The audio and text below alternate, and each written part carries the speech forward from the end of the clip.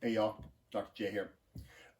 Was working with a client on this and wanted to perhaps share this with the world. We offer an entire sales training on this.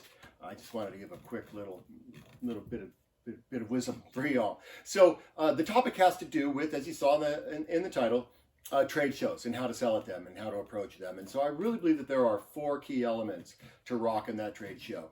Number 1, what is your objective? Is your objective to get as many leads as humanly possible?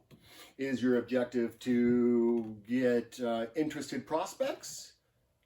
Or is your objective to land that one great client that you know is attending? Right? Or prospect that you know is attending. Is that your objective? Cool, make it so. Shoot for that. Put all your activities towards that one objective. Number 2, you need to have a very tight script that explains your organization.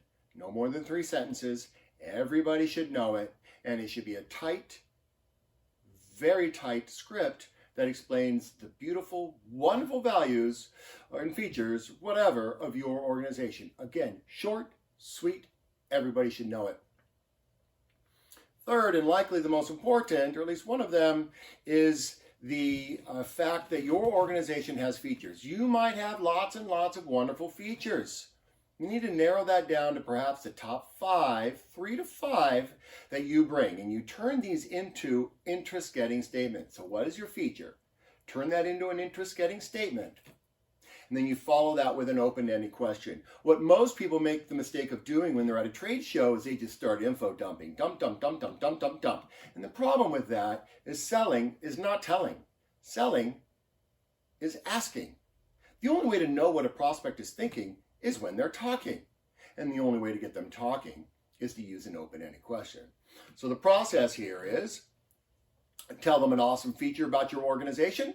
That's your interest-getting statement. Follow it with an open-ended question.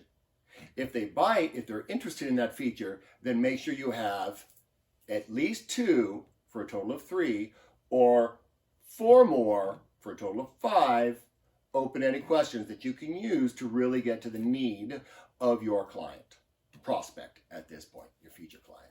All right. So again, interest-getting statement, 3 to 5 of them tied to the top 3 to 5 features, followed by open-ended questions to get them talking. And then the last point to mention is what I call the catch and release. So let's just say you only have 2 people at the booth, right? You have 1 person in front of your booth, 1 person in back. Hopefully you have more than just 2, but let's just say you're rocking it with only 2.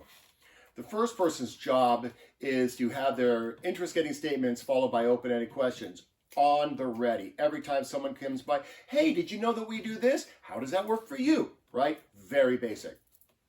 If the person is interested, maybe ask another one of your open-ended questions to see if they remain interested. Then say, great, I'm going to introduce you to my colleague who will discuss this further. And that person's job is to schedule that follow-up call. Okay? Not to try to sell them, not to try to info dump, but to follow that up. So they're going to say, hey, this is John. John is interested in X. And then the person in the back can follow that up with several more open-ended questions to get the person really talking, and then say, wonderful, let's schedule a time to talk. Okay? Synopsis, really quick. What is your objective? Make all of your efforts geared towards that. What is the tight script that you will say to explain your organization? What are your features turned into interest-getting statements, followed by open-ended questions to get people talking, and then a catch and release? Well, one person's job is to generate interest, and the other person's job is to schedule the follow-up. All right? I wish you all the best of luck in trade shows in 2023. Good luck now.